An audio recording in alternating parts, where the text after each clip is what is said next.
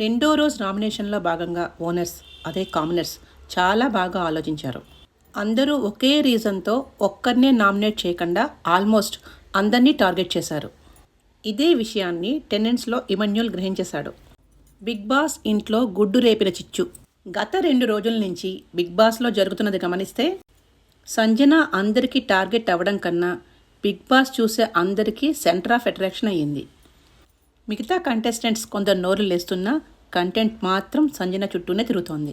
హౌస్లో ఉన్న అందరి నోటికి పని చెప్పిస్తూ ఆల్మోస్ట్ తన హావభావాలతో అందరినీ కట్టిపడేస్తోంది. నిజం మాట్లాడాలి అంటే ఈ బిగ్ బాస్ హౌస్లో ఈ 3 రోజుల్లో సంజన కాకుండా ఇంకెవరు కంటెంట్ ఇస్తున్నారు? భరణికి నోరు ఉన్న కట్టప్పలా మంచిగా నటిస్తూ పోతున్నాడు. తర్వాత వారాల్లో ఎప్పుడు ఎవరికి వెన్నుపోటు పొడుస్తాడో చూడాలి.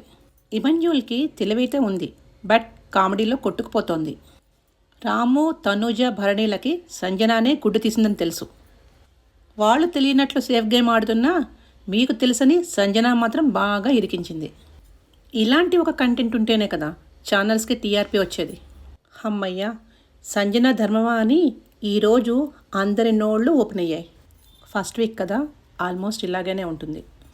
ఒక్కటి మాత్రం నిజం, సంజన ఉంది కాబట్టే గేమ్ ముందుకు సాగుతోంది, టాపిక్ నడుస్తోంది, దాంట్లోంచే కామెడీ కూడా పుట్టుకొస్తోంది. బిగ్ బాస్కి ఇలాంటి కంటెస్టెంట్లే కావాలి. ఇప్పుడు చెప్పండి, సంజన ఎలిమినేట్ అవుతుందా? మీ ఫేవరెట్ కంటెస్టెంట్స్కి ఓటేయండి. వీళ్ళల్లో ఎవరు ఎలిమినేట్ అవుతారో వీడియో కింద కామెంట్ చేయండి.